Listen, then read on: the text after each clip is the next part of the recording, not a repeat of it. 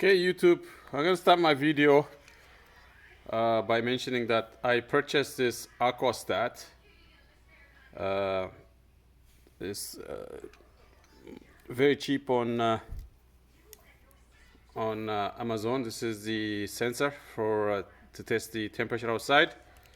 There are Aquastats that you can buy online with much stronger sensor, or you can go longer distance. This is a short one, but I am electronics technologist. I'm going to build a little bit circuit just to test my idea, what I would like, because I have some design on scrap paper to improve my heating and cooling system.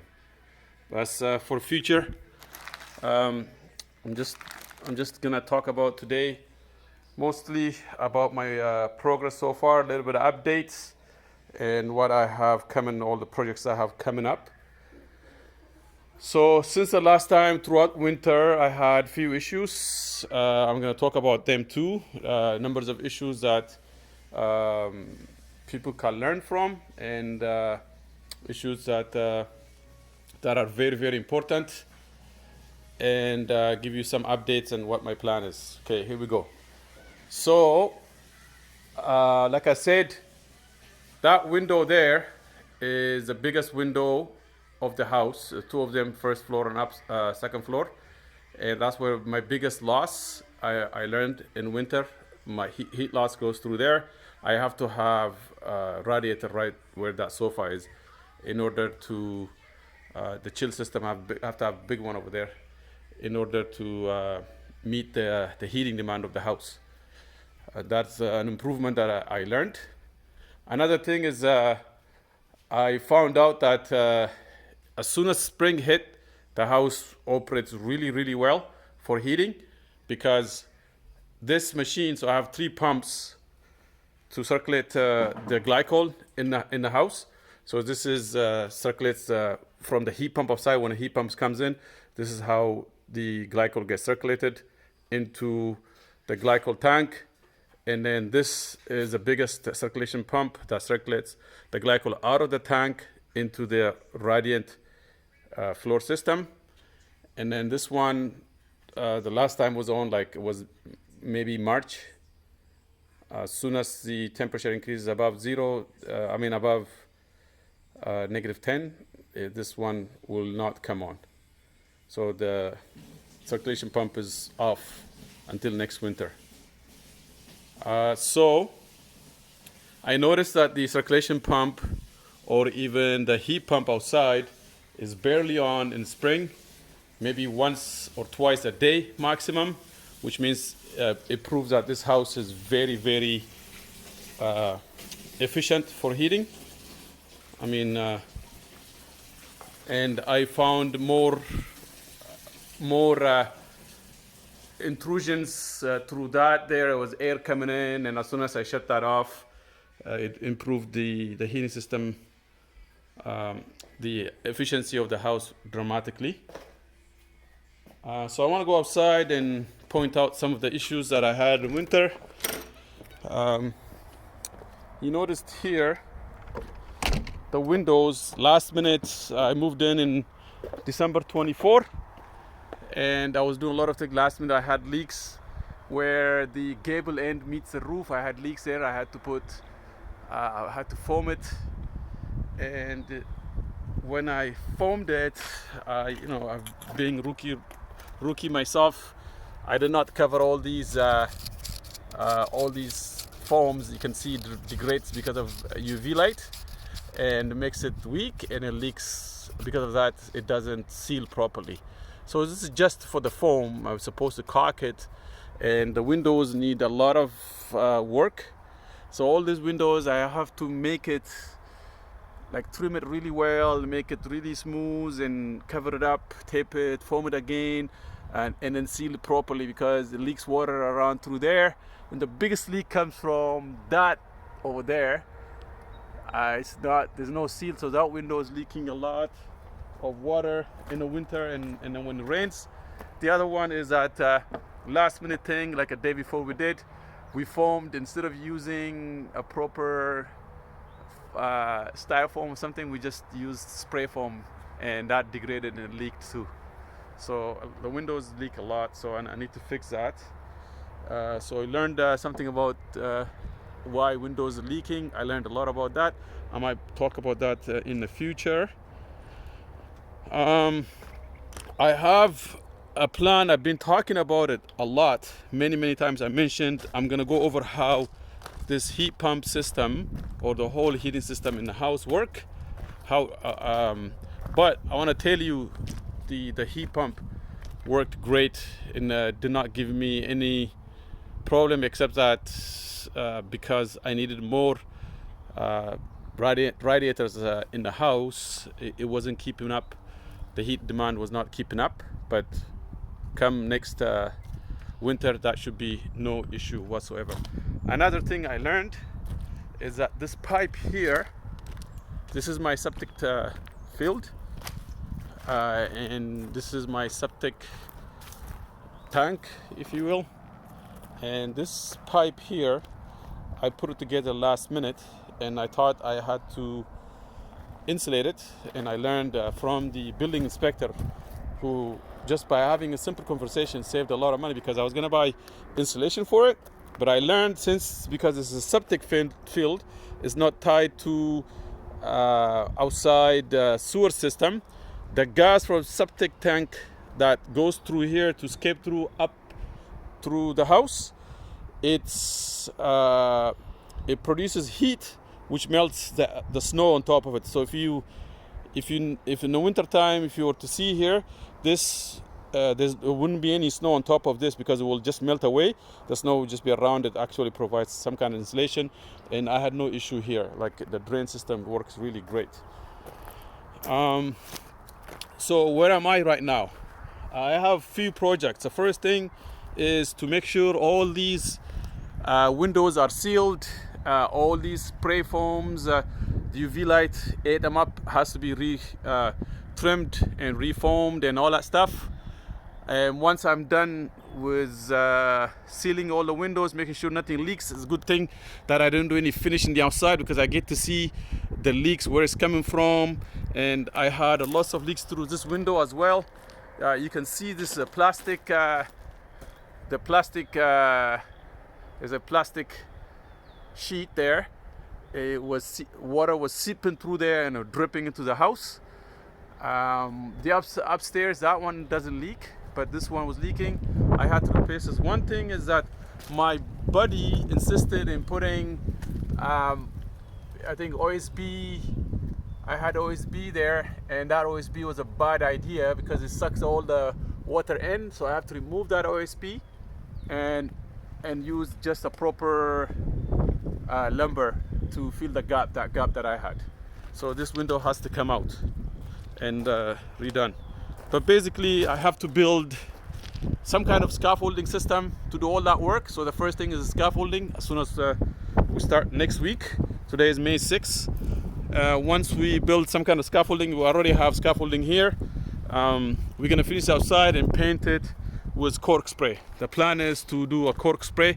Cork spray is the best system for ICF building, and that's my next project. After cork spraying outside, when outside is done, make sure that there's no leak. We move on into inside.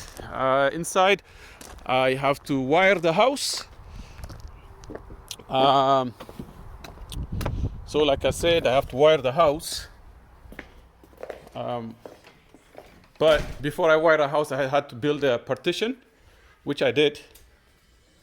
See, it just came on. Maybe it's the second time it came on today. Because I opened the door, I let some in, I guess. Okay, so I built my partition. My design for the house is I thought about it a lot, how I designed my house. This is one of the rooms here. You notice there's two windows. I'm gonna have, here's where all the closet wardrobe system comes in. I have an excellent plan and design for that. This area I will have a wardrobe for my kids, an area to study. So I used 2 feet, I think, 2 feet space deep wardrobe that go high, lots of storage. and I have excellent design for that. And here is my laundry room. I have an amazing design and plan for that too. When it finishes, we're gonna look really good. This is a closet space you can see here, right? And this will be, I thought it was supposed to be laundry, but I'm gonna change it. I'm gonna move the closet over to there and then make this one another small washroom, right? Or some kind of space where I can clean myself up. And then there's another closet I have here for towels, okay? And this is the other bedroom, 12 by 12, I think, with another wardrobe. So lots of shelf space. This is feature balcony here, but I know I have lots of leak here too. I need to fix that up. Upstairs, I have to add some more insulation, and I need to run all my wiring for electricity. And it's gonna be the design that I have. I put a lot of thinking, a lot of thoughts through it. So this is my IKEA. It's gonna have a long wall here. This is my IKEA kitchen. This window is not leaking. I guess we installed it really tight. There's no leak here. That one does not have leak, but definitely a lot more improvement I need. These are my IKEA items. I had some problem with IKEA, delivery issues, supply issues, but that's being addressed. So as soon as I have IKEA, when my wiring is done, I will install IKEA. Once IKEA is installed, the drywall is gonna go up, and then mudding, and then that exterior balcony, rear balcony door, 8 foot wide, is gonna be installed. Once that is done, pretty much mud and paint and do floors, and then I can move up, and then the house pretty much will be complete. I'm gonna have a ton of shelf. This is another room here for storage. Originally supposed to be a small washroom here, by this where the pole is supposed to be a wall, but I decided to make it a storage. And then you can see here is the master bedroom. Here is big, 17 by 13 wide, 17 feet by 13, and walk-in washroom here. I have amazing design here too for the toilet, the sink, as well as shower area there. Like it's gonna be curbless shower space and a bathtub over here. Really nice plan.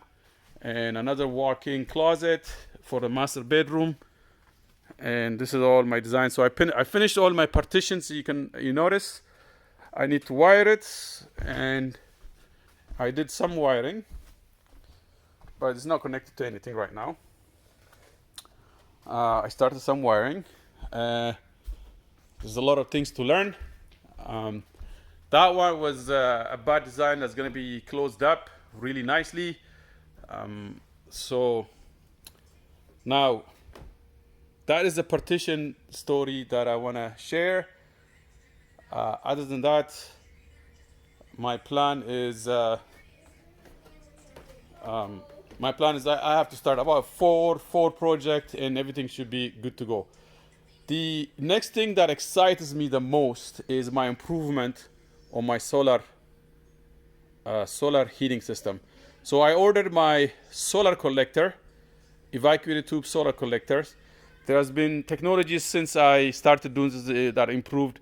It's called, I heard PVT is a new technology, photovoltaic thermal, which combines the solar collector with PV panels.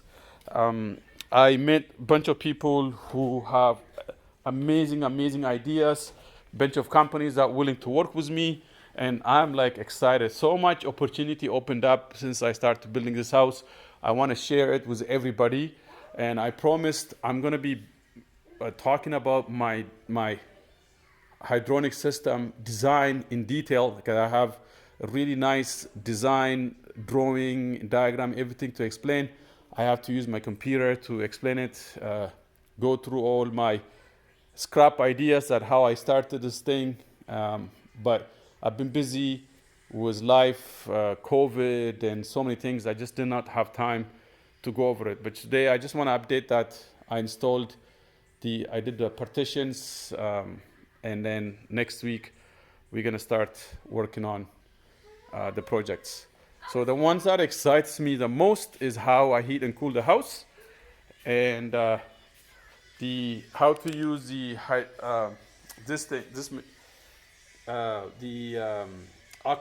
aqua stat it's called.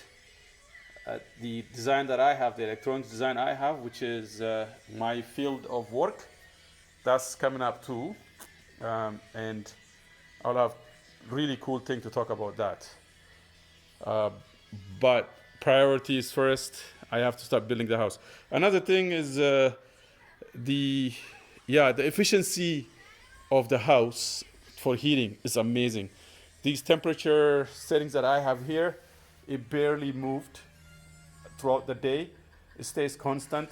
The temperature in the house is even everywhere, and the machines barely come on, and you barely hear any noise.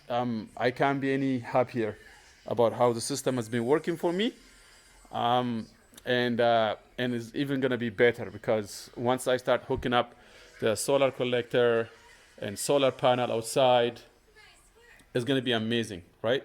And on a process, the most important thing is I'm learning a lot, really being good at how this solar collector and solar panel, PV panels work. And I have a bunch of ideas and I'm putting it together, and I'm learning a ton. And I'm meeting a lot of people. Maybe some business opportunities may open up for me. And I'm looking forward to that this summer. Other than that, just please keep up, and it looks like my YouTube is also improving. I appreciate the support that I get from some of the people who comment on my channel and encourage me to keep going, and I will be keeping up, and please help me grow my channel. Thank you.